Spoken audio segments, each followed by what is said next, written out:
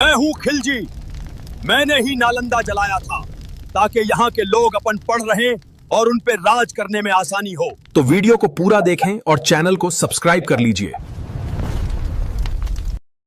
इतिहास के पन्नों को अगर हम पलटकर देखें तो एक समय ऐसा था जब पूरी दुनिया अंधकार और अज्ञानता में जी रही थी। उस समय भारत के सीने पर ज्ञान का एक ऐसा सूरज चमक रहा था जिसकी रोशनी पूरी दुनिया को रोशन कर रही थी। यह कोई आम जगह नहीं थी, यह था नालंदा विश्वविद्यालय। आज जब हम किसी बड़े कॉलेज या यूनिवर्सिटी की बात करते हैं तो हमारे दिमाग में ऑक्सफोर्ड या कैम्ब्रिज का नाम आता है, लेकिन आपको जानकर हैरानी होगी कि जब इन पश्चिमी देशों में लोग ठीक से कपड़े पहनना भी नहीं जानते थे, तब हमारे बिहार की धरती पर दुनिया की पहली अंतर्राष्ट्रीय और आवासीय यूनिवर्सिटी शान से खड़ी थी। नालंदा सिर्फ ईंट और पत्थरों से बनी एक इमारत नहीं थी, यह भारत की आत्मा थी। यह वह जगह थी जहां धर्म, विज्ञान, खगोल शास्त्र, चिकित्सा और तर्क शास्त्र की नदियां एक साथ बहती थीं। इस विश्वविद्यालय का परिसर इतना विशाल था कि आज के आधुनिक ड्रोन कैमरे भी एक बार में इसे पूरा नहीं कैप्चर कर सकते। अगर आप इसके वास्तुशिल्प को समझेंगे तो हैरान रह जाएंगे। आज खुदाई में इसका केवल 10 से 15% हिस्सा ही बाहर आ पाया है, लेकिन उसी में इसकी महानता की झलक दिख जाती है। यहाँ का ढांचा बेहद वैज्ञानिक और व्यवस्थित था। पूरे कैंपस को अलग अलग ब्लॉक्स या कंपाउंड्स में बांटा गया था। हर ब्लॉक एक खास विषय के लिए समर्पित था। अगर किसी छात्र को चिकित्सा की पढ़ाई करनी है तो उसका ब्लॉक अलग, अगर इतिहास पढ़ना है तो उसका ब्लॉक अलग। आज के समय में जैसे हॉस्टल होते हैं वैसे ही वहाँ छात्रों के रहने की बेहतरीन व्यवस्था थी। कमरों का निर्माण कुछ इस तरह किया गया था कि प्राकृतिक रोशनी और हवा हमेशा बनी रहे। कुछ बड़े कमरे थे जहाँ 30 से 35 छात्र एक साथ रह सकते थे, तो कुछ सिंगल सीटर कमरे भी थे जो विशेष ध्यान और अध्ययन के लिए बने थे। सुरक्षा और अनुशासन का स्तर यह था कि हर हॉस्टल ब्लॉक का एक मुख्य द्वार होता था और अंदर पानी की सुविधा के लिए हर प्रांगण में अपना एक अलग कुआं होता था। छात्रों को पानी पीने के बहाने बाहर भटकने की इजाजत नहीं थी। हर ब्लॉक में एक ऊंचा चबूतरा या सिंहासन नुमा जगह होती थी जहाँ से आचार्य बैठकर शिक्षा देते थे और छात्र नीचे जमीन पर पूरी श्रद्धा के साथ बैठकर ज्ञान ग्रहण करते थे। जो छात्र सीनियर होते थे या जो ध्यान में गहरे उतरना चाहते थे, उनके लिए अलग से छोटी गुफाओं जैसी संरचनाएं बनी थीं। लेकिन नालंदा में प्रवेश पाना कोई बच्चों का खेल नहीं था। यह दुनिया की इकलौती ऐसी यूनिवर्सिटी थी जिसके द्वारपाल भी प्रकांड विद्वान हुआ करते थे। चीन, कोरिया, तिब्बत और तुर्की से जो छात्र मीलों का सफर तय करके यहाँ आते थे, उन्हें सबसे पहले मुख्य द्वार पर द्वारपाल के कड़े सवालों का सामना करना पड़ता था। 10 में से केवल 2 या 3 छात्र ही इस मौखिक परीक्षा को पास कर पाते थे। सबसे अद्भुत बात यह थी कि यहाँ शिक्षा, रहना और खाना बिल्कुल मुफ्त था। उस दौर में इस विश्वविद्यालय को चलाने का खर्च आसपास के 200 से 250 गांवों से आने वाले राजस्व से चलता था। गांव वाले अपनी खुशी से अनाज, घी और पैसे यूनिवर्सिटी के कुलपति को देते थे। यहाँ दिन में 2 बार शुद्ध भोजन बनता था और रसोई की व्यवस्था इतनी विशाल थी कि कई हजार लोगों का खाना एक साथ तैयार होता था। नालंदा का हृदय उसका पुस्तकालय था जिसे धर्मगंज कहा जाता था। यह कोई एक कमरा नहीं था बल्कि 3 गगनचुंबी इमारतें थीं, रत्नोदधि, रत्नसागर और रत्नरंजक। इनमें से कुछ इमारतें 9 मंजिला तक ऊंची थीं और इनमें 90 लाख से ज्यादा हस्तलिखित ग्रंथ रखे हुए थे। यह वह ज्ञान था जिसे हमारे ऋषियों, मुनियों और वैज्ञानिकों ने सदियों की तपस्या से सहेजा था। नालंदा अपनी पूरी भव्यता के साथ दुनिया का मार्गदर्शन कर रहा था। यहाँ के आचार्य राहुल श्रीभद्र और आर्यभट्ट जैसे दिग्गजों ने वह ज्ञान रचा जो आज के आधुनिक विज्ञान का आधार है। लेकिन वक्त का पहिया घूमने वाला था। भारत की इस पवित्र धरती पर एक ऐसा तूफान आने वाला था जिसे ज्ञान से नहीं बल्कि खून और आग से प्यार था। एक ऐसा शख्स भारत की तरफ कदम बढ़ा चुका था जो इतिहास के पन्नों में क्रूरता का दूसरा नाम बनने वाला था। उसका नाम था बख्तियार खिलजी। साल 1193 ईस्वी का वह दौर जब भारत की हवाओं में बारूद और खून की गंध घुलने लगी थी। यह कहानी उसी काले अध्याय की है जब भारत की धरती पर एक ऐसे खूंखार इंसान ने कदम रखा जिसकी महत्वाकांक्षा की कोई सीमा नहीं थी। उसका नाम था बख्तियार खिलजी। अफगानिस्तान के एक कबीले से आया यह शख्स दिल्ली सल्तनत में अपनी धाक जमाना चाहता था। उसे सत्ता की भूख थी, लेकिन दिल्ली में उसे वह रुतबा और ओहदा नहीं मिला जिसकी वह उम्मीद कर रहा था। हताश और बौखलाए हुए खिलजी ने अपनी ताकत का प्रदर्शन करने के लिए अवध और बिहार के छोटे और शांतिपूर्ण इलाकों को अपना निशाना बनाना शुरू कर दिया। जहाँ भी उसके घोड़ों के टाप पड़ते वहाँ मौत और तबाही का मंजर छा जाता। लेकिन कुदरत का पहिया जब घूमता है तो बड़े बड़े सिकंदरों को घुटनों पर ला देता है। सत्ता के नशे में चूर और लाशों के ढेर पर अपना तख्त बिछाने वाले इस बख्तियार खिलजी को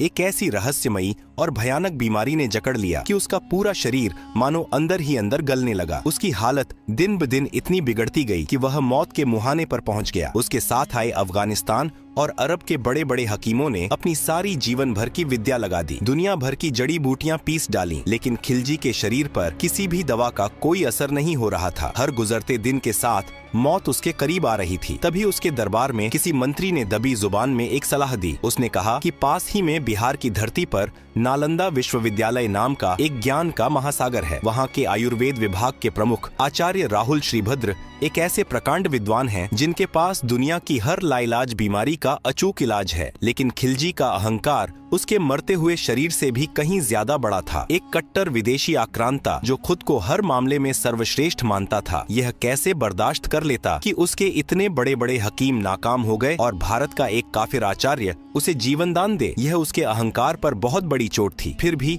मरता क्या न करता। उसने आचार्य राहुल श्रीभद्र को अपने दरबार में बुलवाया। भारतीय संस्कृति की यह महानता रही है कि हमारे यहाँ गुरु और वैद्य कभी यह नहीं देखते कि सामने वाला दोस्त है या दुश्मन। आचार्य जी जब खिलजी के सामने पहुँचे तो खिलजी ने अपनी कुटिल मानसिकता दिखाते हुए एक बेहद अजीब और घमंडी शर्त रख दी। उसने कहा, मैं तुम्हारी दी हुई कोई भी जड़ी बूटी, काढ़ा या दवा नहीं खाऊंगा, ना ही तुम्हारी कोई दवा पीऊंगा। अगर तुम सच में इतने बड़े ज्ञानी हो तो मुझे बिना कोई दवा खिलाए पिलाए ठीक करके दिखाओ। यह शर्त किसी भी आम वैद्य के लिए असंभव थी। दवा के बिना इलाज कैसे हो सकता है? लेकिन आचार्य राहुल श्रीभद्र नालंदा की उस महान और उन्नत वैज्ञानिक परंपरा के वाहक थे जहां ज्ञान अपने चरम पर था। उन्होंने खिलजी की इस चुनौती को शांत भाव से स्वीकार कर लिया। उन्होंने कुछ दिनों का समय मांगा और जब वे वापस लौटे तो उनके हाथ में कुरान ए पाक की एक प्रति थी। आचार्य ने वह पवित्र ग्रंथ खिलजी को सौंपा और कहा, सुल्तान, आप रोज इस ग्रंथ के कुछ पन्ने पढ़ें। आपको बस इसे पढ़ना है, आप अपने आप ठीक हो जाएंगे। खिलजी को यह बात मजाक लगी, लेकिन उसने पढ़ना शुरू किया। वह रोज कुरान के पन्ने पलटता और पढ़ता और फिर वह हुआ जिसने पूरे दरबार को हैरत में डाल दिया। चमत्कारिक रूप से खिलजी की हालत में सुधार होने लगा और कुछ ही हफ्तों में वह मौत के मुंह से बाहर आकर पूरी तरह से स्वस्थ हो गया। खिलजी हैरान था। उसे लगा कि यह कोई जादू है, लेकिन जब उसे इस जादू के पीछे का विज्ञान पता चला तो उसके पैरों तले जमीन खिसक गई। आचार्य राहुल श्रीभद्र ने कोई तंत्र मंत्र नहीं किया था, बल्कि उन्होंने अपने अपार आयुर्वेदिक ज्ञान का इस्तेमाल किया था। आचार्य जानते थे कि पन्ने पलटते समय लोग अपनी उंगलियों पर थूक लगाते हैं, इसलिए उन्होंने कुरान के उन पन्नों के कोनों पर एक खास और अत्यंत प्रभावशाली अदृश्य औषधीय लेप लगा दिया था। खिलजी जब भी पन्ने पलटने के लिए अपनी उंगलियों को जीभ से लगाता, वह दवा उसके थूक के जरिए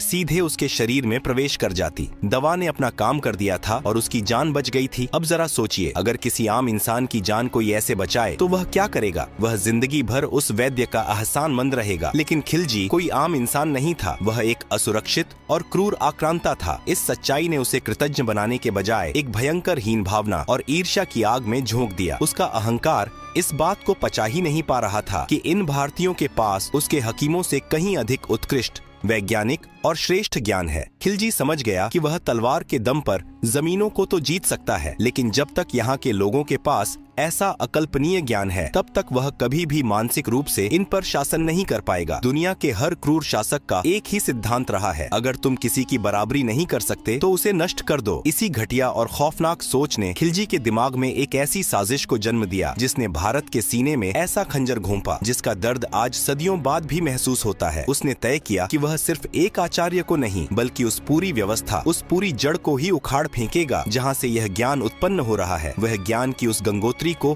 खून से लाल करने के लिए निकल पड़ा। बख्तियार खिलजी के अंदर सुलग रही हीन भावना और ईर्ष्या की आग अब एक भयंकर ज्वालामुखी का रूप ले चुकी थी। वह यह बात अच्छी तरह समझ गया था कि भारत की असली ताकत उसके राजाओं की तलवारों में नहीं, बल्कि उसके ऋषियों, मुनियों और आचार्यों के मस्तिष्कों में बसती है। जब तक नालंदा जैसी जगहें आबाद हैं, तब तक वह और उसके जैसे आक्रांता कभी भी भारतीयों के मनों पर राज्य नहीं कर पाएंगे। एक असुरक्षित शासक जब अपनी बौद्धिक हार मान लेता है तो वह सबसे पहले उस समाज की जड़ों पर कुल्हाड़ी मारता है, और खिलजी ने भी यही खौफनाक रास्ता चुना। साल 1193 ईस्वी का वह काला दिन जब खिलजी की बर्बर सेना ने नालंदा के उस शांत पवित्र और निहत्थे परिसर पर धावा बोल दिया। यह कोई युद्ध नहीं था, क्योंकि सामने लड़ने वाले कोई सैनिक नहीं थे। वहाँ सिर्फ ध्यान मग्न बौद्ध भिक्षु, वेद पढ़ते ब्राह्मण और चिकित्सा से लेकर खगोल शास्त्र तक की गुत्थियां सुलझा रहे निहत्थे छात्र थे। जो हाथ केवल कलम पकड़ना जानते थे, उन्हें खिलजी की सेना ने बेरहमी से काट डाला। हजारों आचार्यों और छात्रों का बेरहमी से कत्लेआम किया गया। पूरे नालंदा परिसर की फर्श, जो कभी ज्ञान की चर्चाओं से गूंजती थी, अब बेगुनाह विद्वानों के खून से लाल हो चुकी थी। इंसानों को मारने के बाद खिलजी का शैतानी दिमाग अपनी असली मंजिल की तरफ मुड़ा, धर्मगंज। उसने आदेश दिया कि इस पूरे पुस्तकालय को आग के हवाले कर दिया जाए। 3 विशाल इमारतों में रखी 90 लाख से ज्यादा पांडुलिपियों में आग लगा दी गई। ये आग कोई 1 या 2 दिन नहीं, बल्कि पूरे 3 से 6 महीने तक सुलगती रही। अक्सर लोग हैरान होते हैं कि आग को बुझने में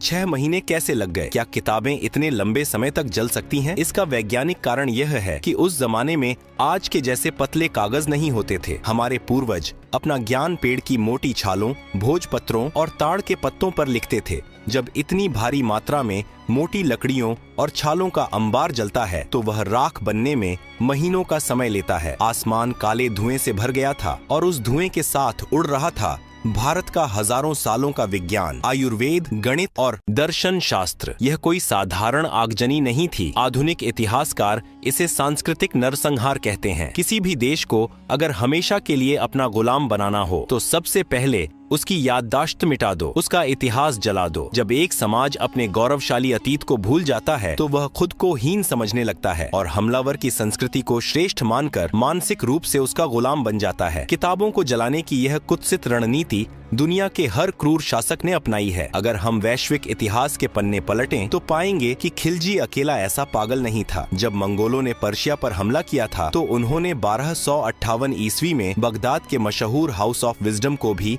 इसी तरह तबाह कर दिया था। उस समय बगदाद इस्लामिक स्वर्ण युग का केंद्र था। मंगोलों ने वहाँ की सारी किताबें टिग्रिस नदी में फेंक दी थीं। कहा जाता है कि किताबों की स्याही से नदी का पानी काला हो गया था और विद्वानों के खून से नदी का पानी लाल हो गया था। सोचिए, अगर आज वह ज्ञान बचा होता, तो आज इराक और ईरान कितने विकसित देश होते। बिल्कुल इसी तरह 20वीं सदी में हिटलर के नाजी जर्मनी ने भी अपनी विरोधी विचारधाराओं को कुचलने के लिए सरेआम सड़कों पर किताबों की होली जलाई थी। कुछ लोग आज भी नालंदा के जलने की घटना को एक कोरी कल्पना या मिथक साबित करने की कोशिश करते हैं, लेकिन सच कभी नहीं छुपता। 1260 ईस्वी में छपी एक फारसी किताब तबाकत ए नासिरी, जिसे एक मुस्लिम इतिहासकार मिनहाज ए सिराज ने लिखा था, इस पूरी बर्बरता की गवाही देती है। सिराज ने अपनी किताब में बड़े गर्व से लिखा है कि कैसे खिलजी ने कालेजों के शहर को नेस्तनाबूद कर दिया और वहाँ के सभी ब्राह्मणों और भिक्षुओं के सिर मुंडवाकर उनका कत्लेआम कर दिया। बख्तियार खिलजी ने नालंदा की ईंटों को तोड़ा और हमारी किताबों को जलाया। यह हमारे शरीर पर किया गया एक बाहरी घाव था, जो भले ही गहरा था, लेकिन फिर भी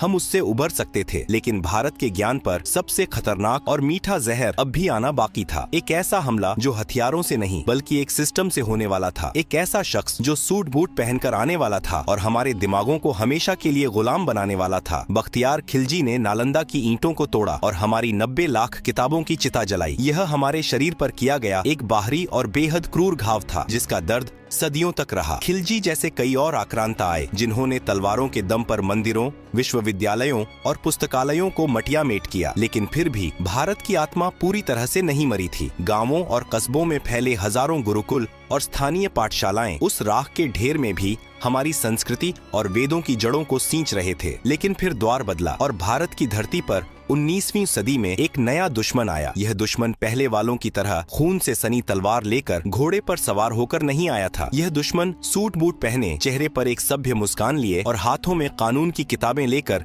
जहाजों से उतरा था। ये थे अंग्रेज, और इनका सबसे खतरनाक, चालाक और बौद्धिक हत्यारा था लॉर्ड थॉमस बबिंगटन माइकाले। अंग्रेज यह बहुत अच्छी तरह समझ चुके थे कि हथियारों और तोपों के दम पर इतने विशाल, विविध और सांस्कृतिक रूप से समृद्ध देश पर हमेशा के लिए राज्य नहीं किया जा सकता। उन्हें यह भी पता था कि जब तक एक भारतीय को अपनी संस्कृति, अपने प्राचीन विज्ञान, अपने साहित्य और अपनी मिट्टी पर गर्व रहेगा, तब तक उसे सच्चा गुलाम नहीं बनाया जा सकता। एक गुलाम शरीर से कहीं ज्यादा खतरनाक एक आजाद और सोचता हुआ दिमाग होता है। इसीलिए मैकाले ने एक ऐसा मास्टर प्लान तैयार किया जिसने हमारी शिक्षा प्रणाली की रीढ़ की हड्डी ही तोड़कर रख दी। मैकाले ने एक बेहद चालाक और विशैली नीति पेश की जिसे इतिहास में डाउनवर्ड फिल्ट्रेशन थ्योरी कहा जाता है। इस नीति का सीधा सा मतलब था, पूरे भारत को शिक्षित करने की कोई जरूरत नहीं है, बस भारत के एक छोटे, अमीर और उच्च वर्ग को अंग्रेजी शिक्षा दो। मैकाले का विजन बिल्कुल स्पष्ट और खौफनाक था। उसने कहा था कि हमें एक ऐसा वर्ग तैयार करना है जो रंग और खून से तो भारतीय हो, लेकिन अपनी पसंद, विचारों, नैतिकता और बुद्धि से पूरी तरह अंग्रेज हो। अंग्रेजों ने बहुत ही योजनाबद्ध तरीके से हमारे गुरुकुलों को मिलने वाले फंड और दान को अवैध घोषित कर दिया। संस्कृत, प्राकृत और स्थानीय भाषाओं को जानबूझकर पिछड़ापन का प्रतीक बना दिया गया और अंग्रेजी को बुद्धिमानी और स्टेटस का पैमाना घोषित कर दिया गया। एक ऐसा सिस्टम बना दिया गया कि अगर आपको सरकारी नौकरी चाहिए, कोर्ट कचहरी में न्याय चाहिए या समाज में इज्जत चाहिए तो आपको अंग्रेजी आनी ही चाहिए। धीरे धीरे लेकिन बहुत ही गहराई से भारतीयों के दिमाग में यह हीन भावना का जहर घोल दिया गया कि उनका अपना साहित्य, आयुर्वेद, खगोल शास्त्र, गणित और दर्शन सब बेकार और पुराना है। उन्हें यह विश्वास दिला दिया गया कि जो कुछ भी पश्चिम से आ रहा है वही असली विज्ञान और वही आधुनिकता है। साल 1836 के आसपास